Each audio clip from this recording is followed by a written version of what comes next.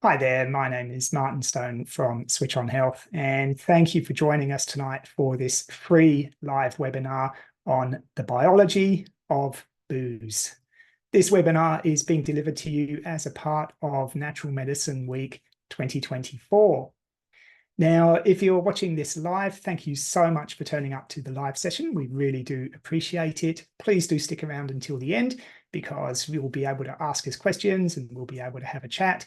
There will also be some lucky door prizes as we thank you for turning up to the live session, and there will be a special offer at the end for everybody, whether you're watching this live or recorded. If you are watching this recording on YouTube and you'd like to support us in our mission to make natural health available to everybody, then please do just click on that subscribe button, because the more subscribers we have, the more we can offer, and we look forward to offering you more. Also, if you're watching this on YouTube and you've got any questions, you're welcome to put them into that comments box, and we promise we will get back to you. Our presenter for tonight is the amazingly talented and knowledgeable Nathalie Paul. Nathalie is a qualified nutritionist, and she also works in the client support department here for us at Switch on Health. And when she's not working for Switch on Health, she is also an ecstatic dance facilitator and an insight timer meditation teacher. Nathalie, would you like to bring up your screen share? We haven't done that yet.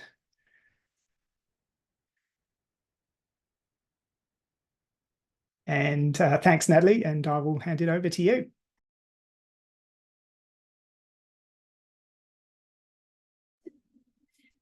Hello, everybody. I'm thrilled to be here. Welcome to this presentation, The Biology of Booze. How incredible is your body? So I hope you guys can hear me properly. So as a start, I just want to mention that you do have a copy of the PDF in your emails. So if you have not looked at it yet, you can download it later. The recording will be sent to you, as Martin said. And with regards to the content of tonight, I want to share with you that there is quite a lot on these slides. So there is a lot of content. What I'm going to do is make it as simple as possible. So what you see on the slide is actually so much more than what I'm going to say. So you're going to have the opportunity to study later on with the content that we have sent you. So let's get started. First of all, before I jump to the next slide, something that I love to remember is knowledge is power. And not only about information, but also knowing the self. So basically, my idea is to empower yourself. Empower yourself is the message tonight. Feeling empowered is really what I want to share with you guys. This is not a prescriptive presentation. It's all about receiving information and then making informed choice from that space. So let's get started. So just moving to the next. All right.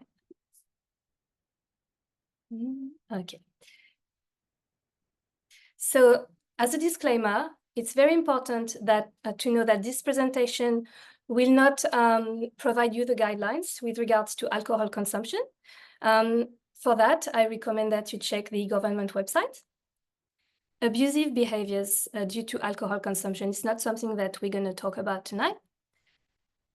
Causes of alcohol consumption, it's not what we're going to talk about tonight.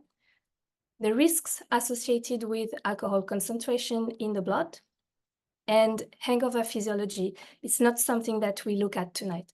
Though about this, I want to say it's really fascinating to look at the physiology of a hangover, what happens the next day. And I do have really a good paper about this. So if you're interested, get in touch with us. The references will be available. So I want you to think a moment. So if you have a paper and a pen, it's great. If you do not have it, all good. Why do you think people drink? And why do you drink? Have you ever taken the time to ask yourself that question? Why do people drink? So I invite you to take a moment for this. And I'm bringing you some pictures here. And take a moment to look at them. Where do you see yourself? And this could bring some emotions and could be uncomfortable sometimes, especially looking at the bottom picture here. I think the ladies might not be really happy to see themselves there. That's not really what we want to see. Carrying on here. What we're gonna look at tonight, this is the outline of our presentation. What is alcohol? How is it processed by the body? Perhaps this is what you want to know tonight. How is it processed by the body? The impact of the metabolism of alcohol and the long-term effects on liver, gut, nutrient status, brain health, and I will mention other long-term effects. Finally, we're going to see a few strategies to support your body if you choose to drink. And also, if you're going on a sober lifestyle, supporting your body, very important. Then what's next? And special offers. So another question that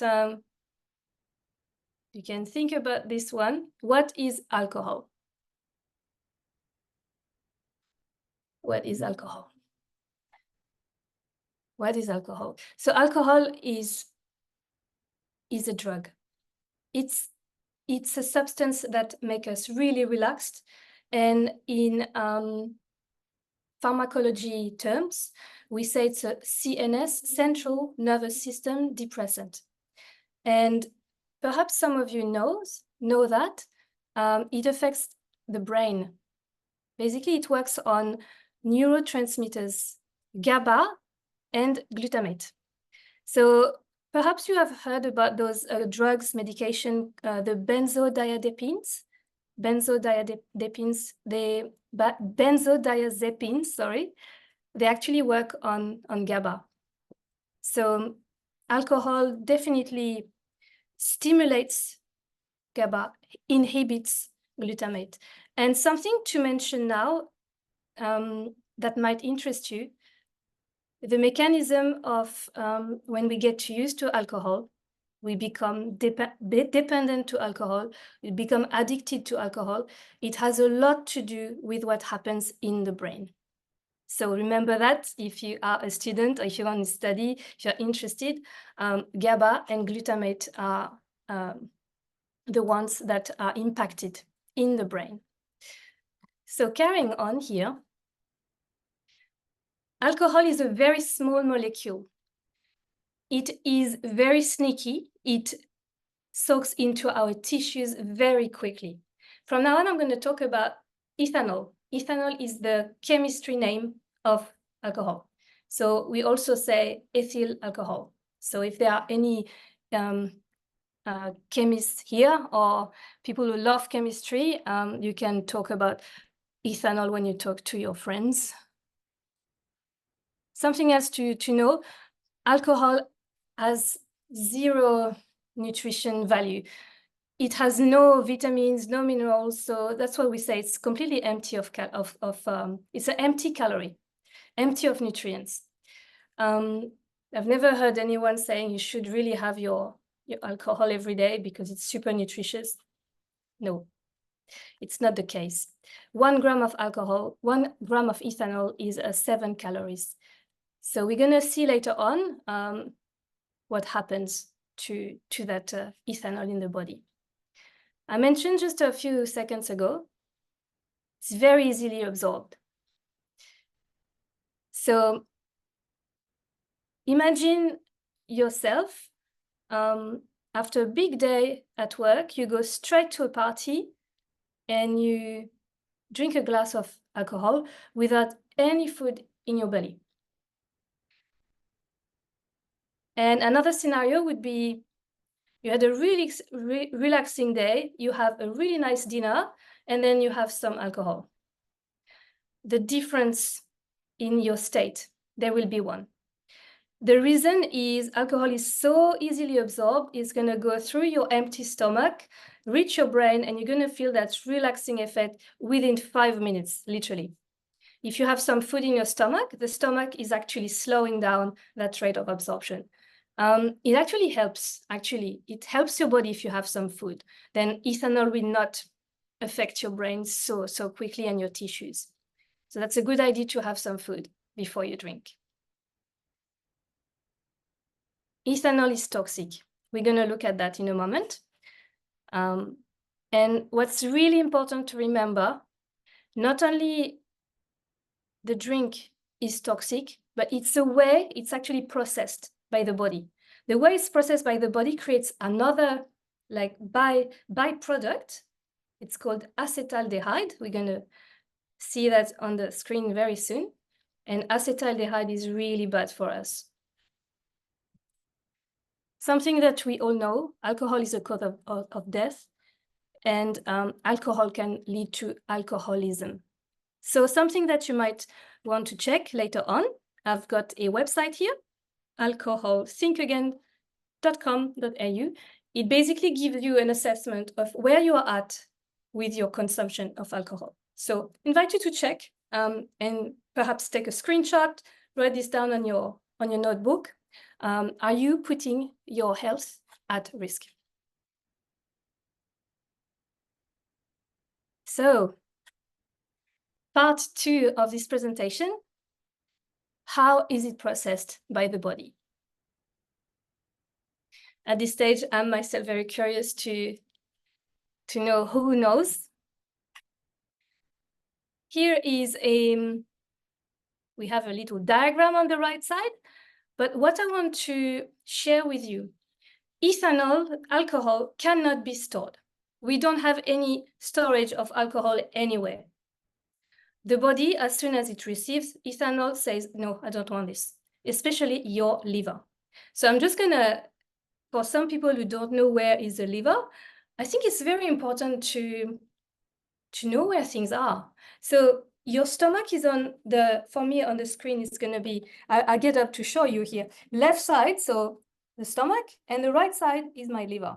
So the right side it's where things happen, the process of alcohol.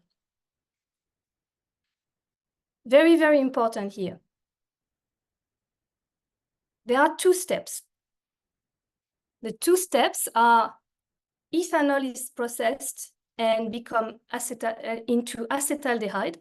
And then the second one, I'm not sure if you can see my arrow here. Acetaldehyde will be converted to acetate. What's really, really fascinating with the body is in order to process ethanol, alcohol, we have 3 enzymatic processes, so enzymes. Enzymes are helpers in the body. They are catalysts for transformation. We have 3 processes to go from ethanol to acetaldehyde, though we have only 1 enzymatic process from acetaldehyde to acetate. If what I'm saying doesn't really make sense and it's a bit complicated, basically what happens with the whole process is we want to get rid of alcohol, we want to get rid of acetaldehyde.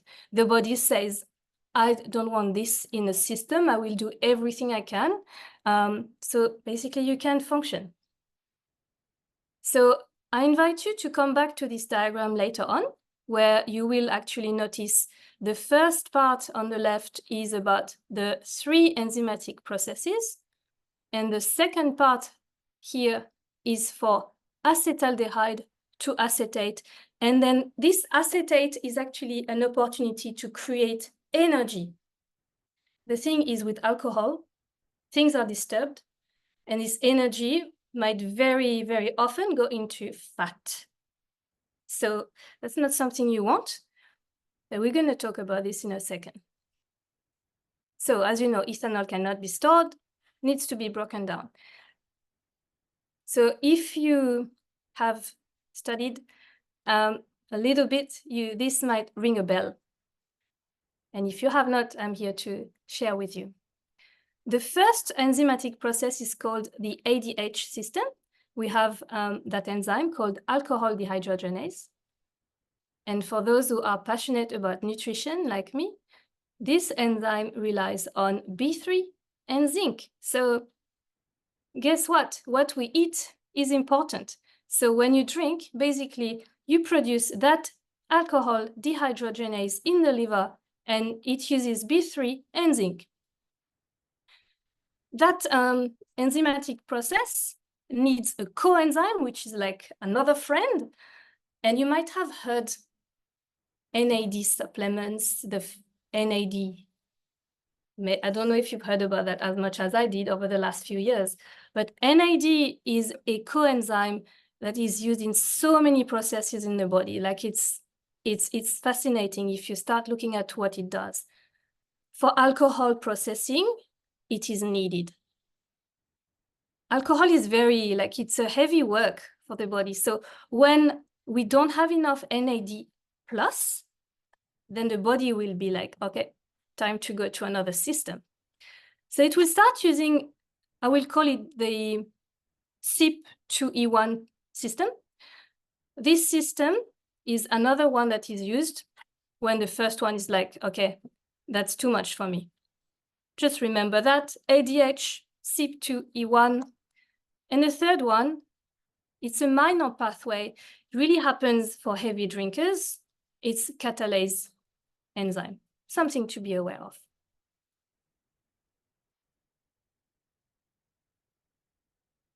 Okay, so we are now talking about the second part.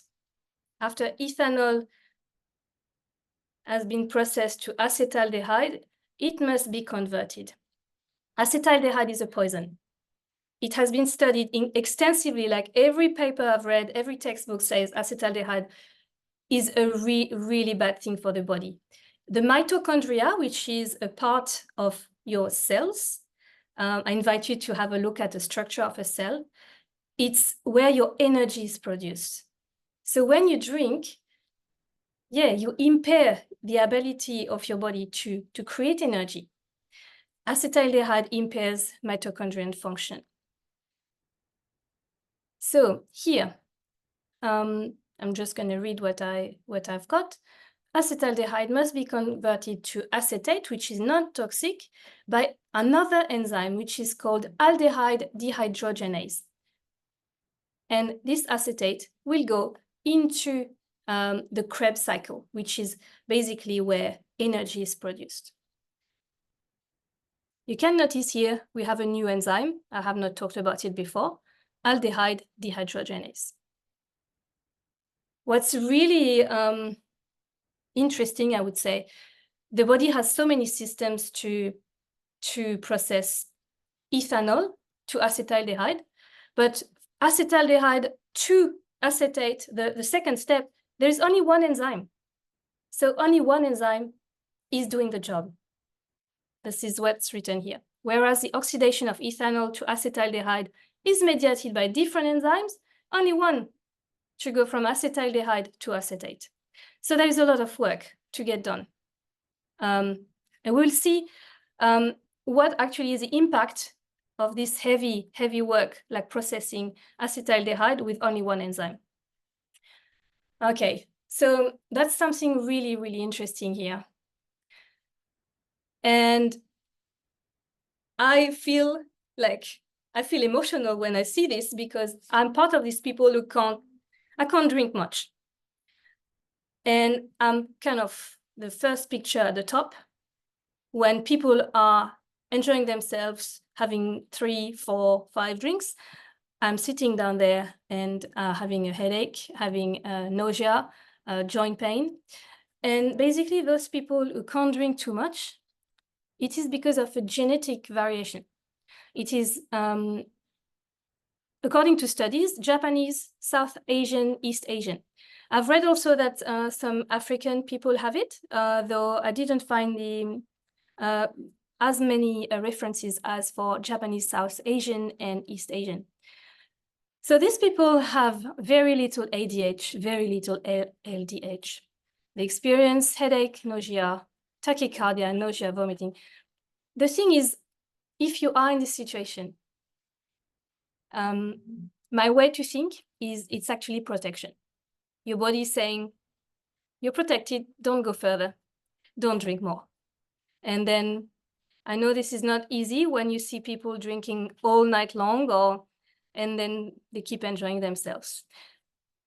And I don't want to be, scary here, but the people who actually have initially ADH and ALDH, what's going to happen is if they drink regularly, if you drink regularly, your body will become tolerant. And your body, how does it become tolerant? It will increase the production of ADH and ALDH. And so what happens is, you become used to it. And that's a risk, because there is a risk of dependence and there is a risk of addiction. And because this will require still for your body to handle so much acetaldehyde, then it's going to be damaging for your system. So something to be mindful of. If you handle alcohol very easily, it's still difficult for your body to handle so much acetaldehyde in the system and get rid of it. There is a risk of alcoholism and a risk of disease. Something just to be aware of, we won't take too much time here. Found just one paper. I've read so many, but this one was saying, we talked about oxidative pathways, the 3 enzymes we talked at the start, and maybe that's a lot of information right now, but the first steps from ethanol to acetaldehyde were oxidative. There are 2 non-oxidative ways to process alcohol. Just for awareness, something to be aware of.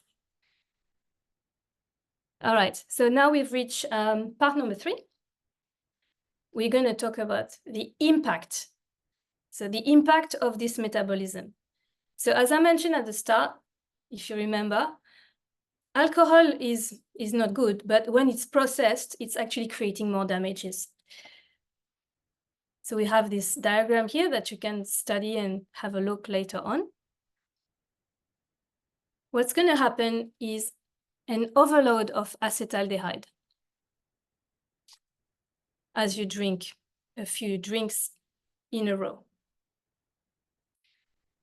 There is a chemical in the body that is produced as acetaldehyde accumulates.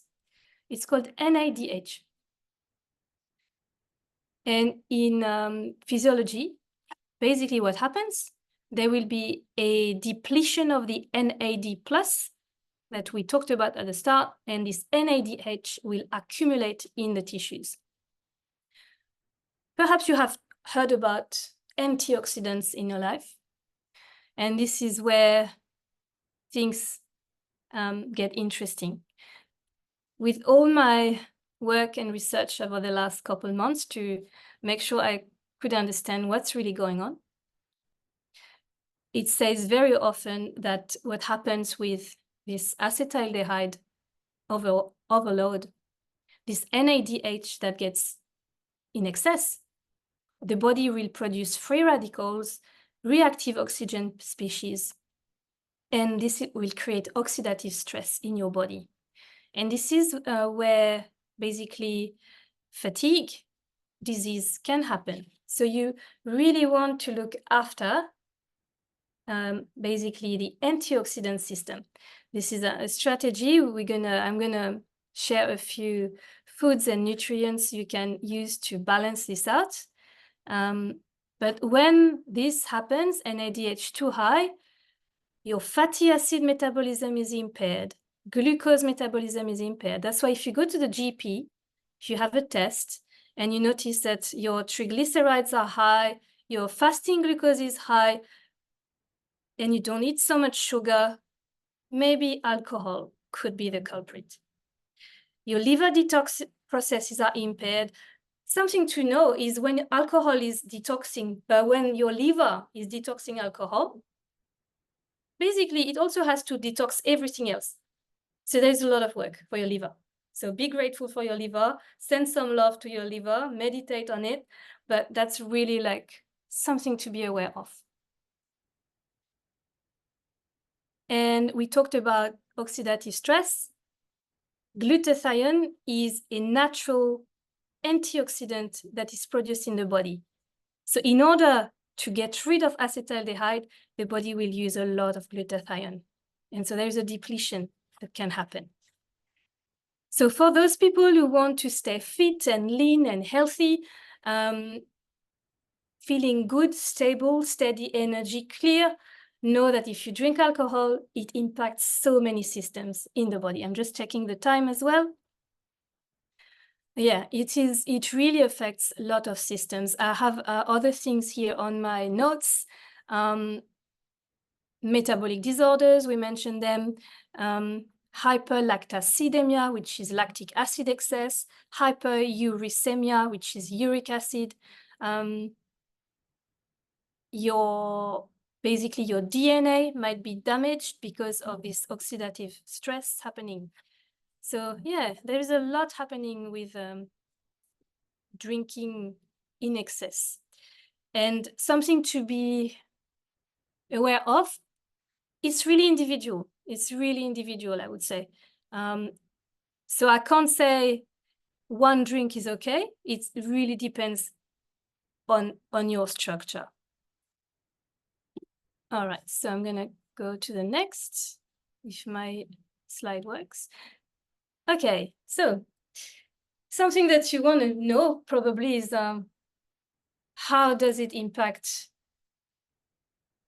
different systems in the body? So let's have a look at liver, gut, nutrient status, brain health, and I will mention other long-term effects. So we are part number 4. Liver, gut, nutrient status, brain, and other effects. All right. So I'm repeating myself. The liver is the organ that does a lot of work. I have not mentioned it before, but there are a little bit of ADH and ALDH in your brain and stomach, like the enzymes to process ethanol, but mostly this is your liver. I invite you to look at this diagram later on. Come back to this one. Things happen in the liver. The liver is in charge of fatty acid metabolism. It's going to be disturbed. Another issue that might happen is from the intestine, there might be some endotoxins. So there is toxin in endotoxin, and they're going to travel through the liver and basically create some inflammation. There is what we call a gut-liver axis. Inflammation happens, and that's where basically hepatitis can develop, inflammation of the liver. All of this because of this NADH excess, this oxidative stress that is happening. We have some changes in the intestinal tract, your digestive system. And again, I'm just mentioning it here, oxidative stress, because that second enzymatic system is really working hard, CYP2E1. So alcoholic fatty liver might happen. We call it steatosis.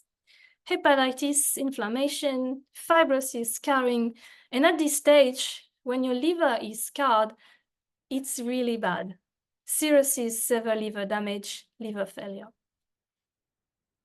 So that's what can happen to your liver. Gut. I love learning about gut health. Personally, because I've been through some health issues with my gut, so it resonates a lot. ethanol, when you drink ethanol, it goes straight into your mouth, esophagus, it will reach your stomach, it will go into your digestive system. Studies say that it definitely impacts the mucosa. So imagine if the skin inside basically your stomach, your intestines, it gets damaged. We call that a leaky gut. And a leaky gut, perhaps you have heard about this. This is quite common if you Google gut problems, you will find leaky gut. Definitely leads to intolerances, to so many problems. So basically your mucosa becomes leaky. Villus blunting, it's basically the little things that are on the mucosa are damaged. The wall is damaged. Microbial changes. We all have 1 to 2 kilo of gut bacteria. Yeah, that's quite a lot.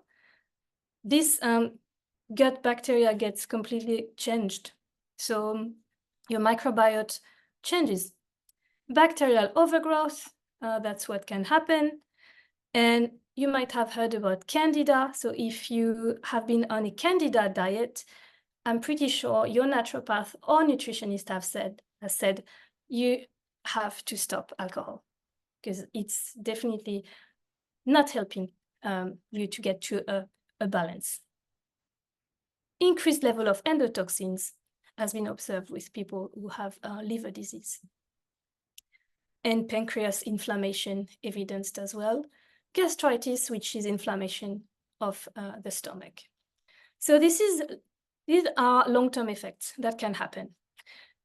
I think the first one, gut permeability, is something to really pay attention to. And if you choose to drink, or if you are on a sober lifestyle and you want to really look after yourself, I would definitely pay attention to that.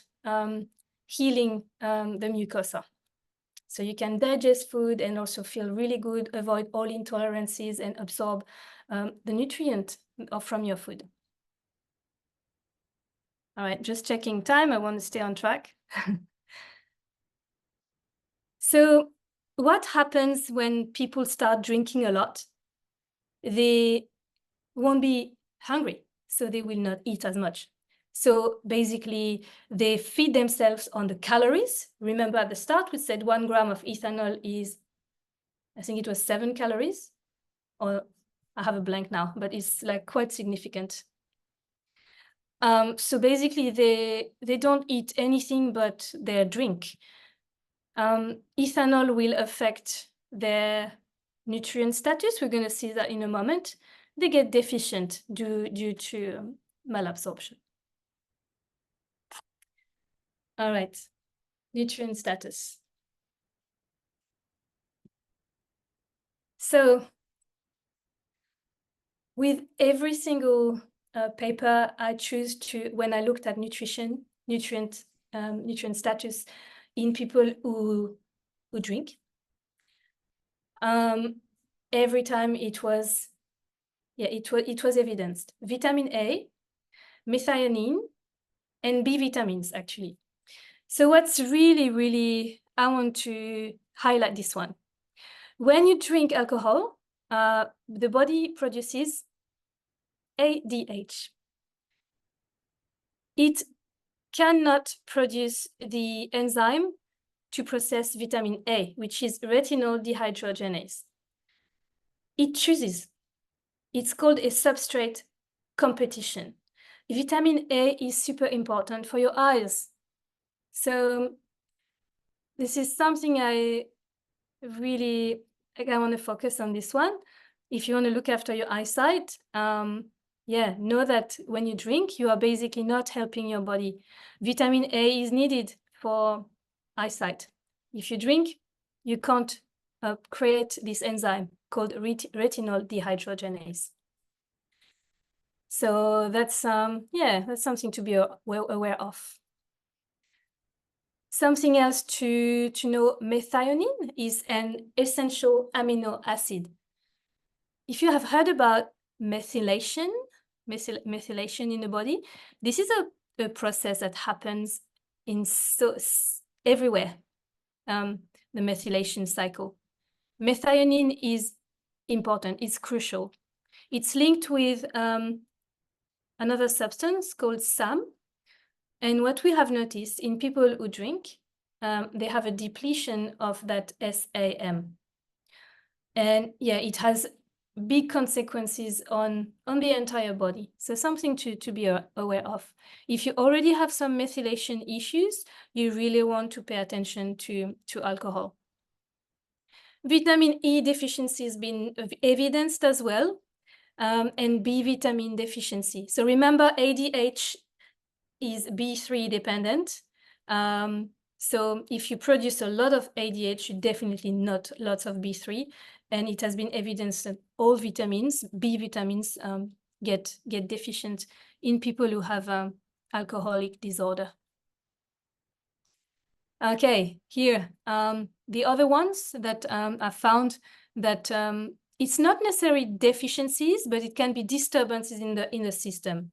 Vitamin C deficiency, folate deficiency, magnesium deficiency in people who drink, like alcohol disorder, selenium deficiency, zinc deficiency. Something to know, ADH is zinc dependent. So you really want to pay attention to your zinc. And zinc is so important as well in the body. It's there for wound healing. It's there for your immune system. It has so many functions. Iron. So if you are interested in this topic, iron is a really complex one. I found a few papers saying with people who drink, iron could be too high, iron could be too low. There is a really complex thing happening when people drink. So something to investigate. Inhibition of amino acid absorption. Just a note here, some studies said that some supplementation with branched chain amino acids has helped people who have cirrhosis, which is a liver disease. And vitamin D deficiency. So just something to be aware of. It really impacts our nutrient status. Brain. So now we are tackling effects on the brain. This one is like, I found this pretty shocking. I'm like, oh, that's, yeah, it's really damaging if we drink. So I've mentioned that at the start. When you drink ethanol, it's going to go straight into your like neurotransmission, GABA and glutamate. Your body will actually get used to this. It will modulate the activity of GABA and glutamate. This has a really big role in terms of tolerance and withdrawal.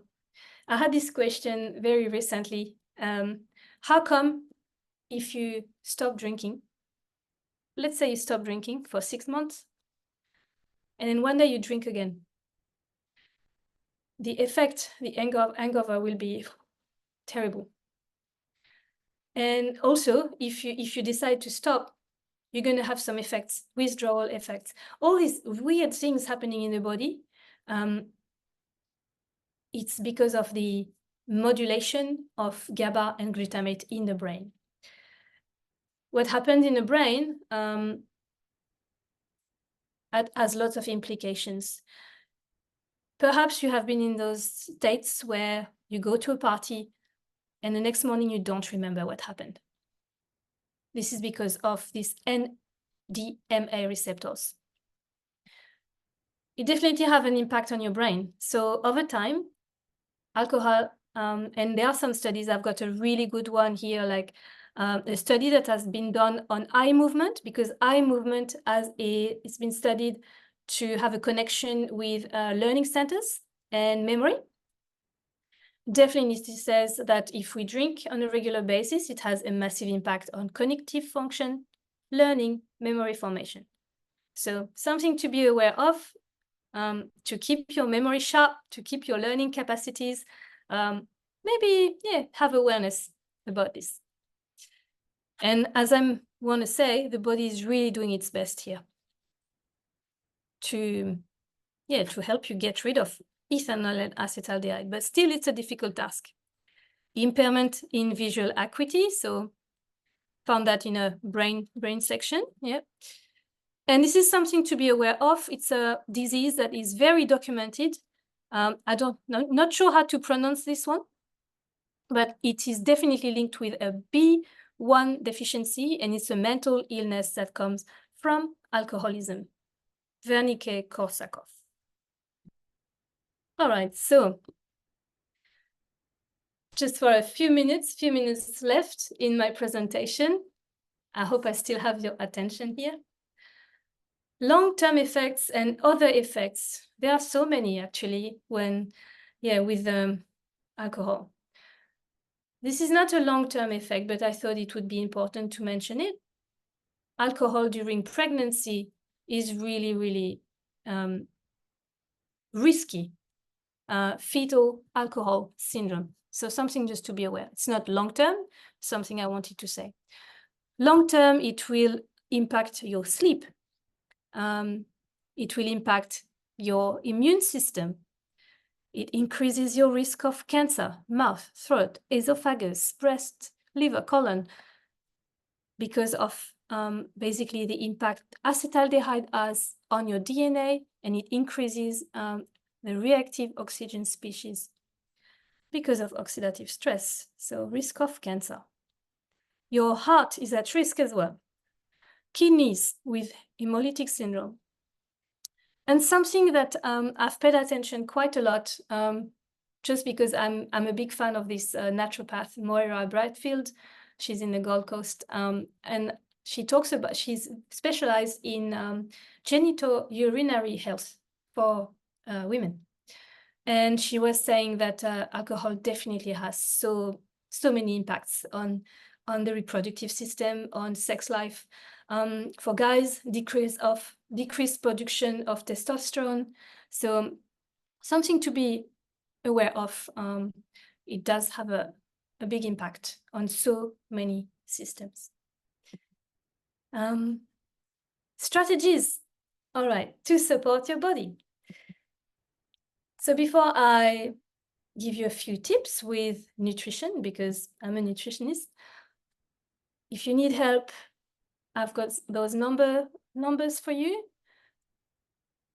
It's important for me to mention that individualization is paramount, even though I'm going to give you some general advice. Very important that to be mindful, you are a person, you are unique. So every advice needs to be tailored to your case. My take on after studying the effect of alcohol would be to focus on your gut health. If you want to, if you make a decision, you drink or you don't, but anyway, your body has been impacted. So it's important that you focus on gut health. For me, what's important is to focus on the mucosa and to perhaps bring some foods, probiotics, to really help the mucosa healing. Something that I really love to talk about is cabbage juice. So I'm not sure if you've heard about this one, but it has a lot of L-glutamine, and it's really good for mucosa healing. Doesn't taste great, but it's very efficient. Having a little bit of cabbage juice every day. L-glutamine, you've heard me talking about this. It's an amino acid that is really good for healing the cells on the gut. Oh, that's my alarm. So something to be mindful of. Probiotics, you might want to look at SB, Saccharomyces boulardii, if you want to study this one. Second thing I want to mention is improving your glutathione production. And here I have a list of things for you. So to improve glutathione, which is an antioxidant in the body, I've got a list, so you might take some notes. Asparagus, avocado, banana, broccoli, carrot, cauliflower, cucumbers, grapefruit.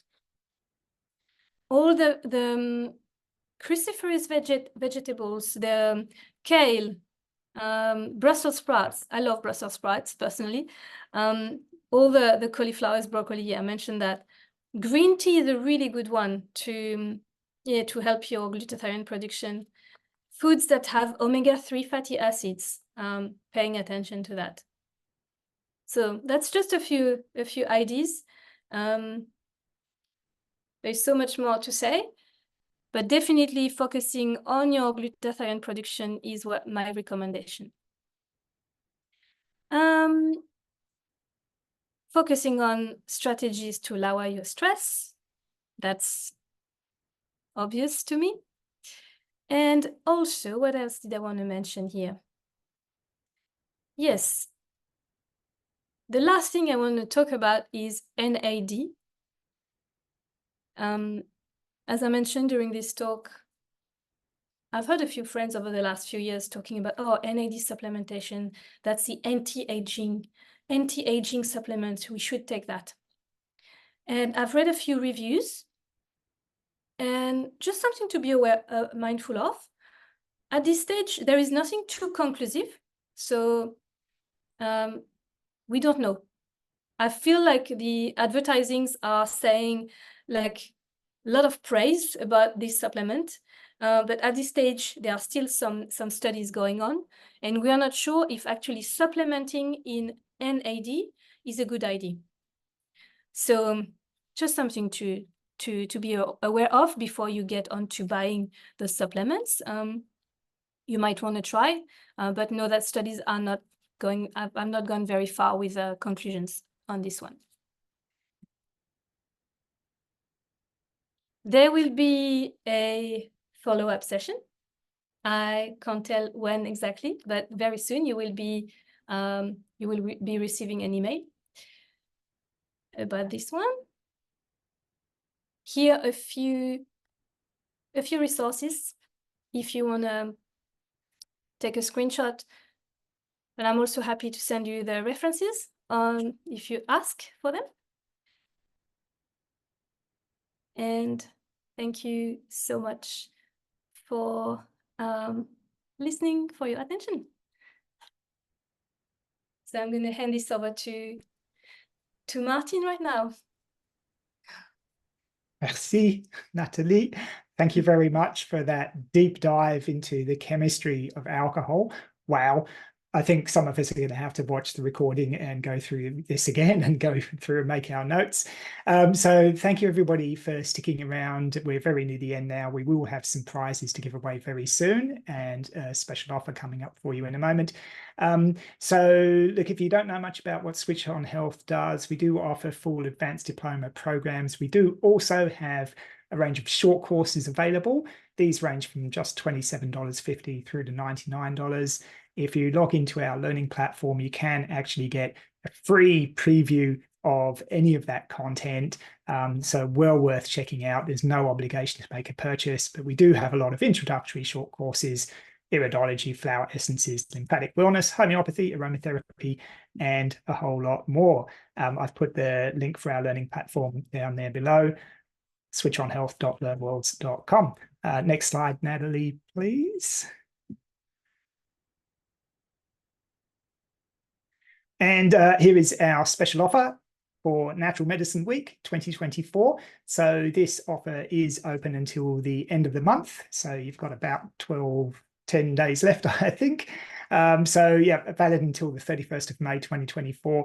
We are offering a $204 discount on our nutrition subject, Nut 101, Nutrition Unpacked. So just for your information, this is actually the first subject that we recommend people do if they are interested in studying either nutrition or naturopathy. And it includes a whole lot of fun topics such as alcohol, caffeine, sugar, salt, all those things we really love. What are the pros and cons? It also contains a whole lot more information such as healthy eating and weight management, food labeling, superfoods, and more. Now, you can either click on that link or go to the URL that I've pasted in down the bottom there for you, switchonhealth.learnworlds.com/course/nutrition nut 101-nutrition-unpacked. And there is, as I said, free content there for you to have a look at if you would like. Enter that coupon code BOOZE at the checkout by the end of the month, and there's a $204 discount for you if you would like to study that subject. Next slide, Nathalie, please. That brings us to the end of our presentation. So once again, everybody, if you're watching this live, please do stick around. We will be giving out some prizes as a sort of lucky door prize. Thank you for coming. If you're watching this on YouTube, thank you for watching all the way to the end. Any questions from anybody, please feel free to get in touch with us. The team here at Switch On Health are all very, very happy to help you. We're on a mission to make sure that everybody has the opportunity to live a happier and healthier life. Learn more with Switch On Health.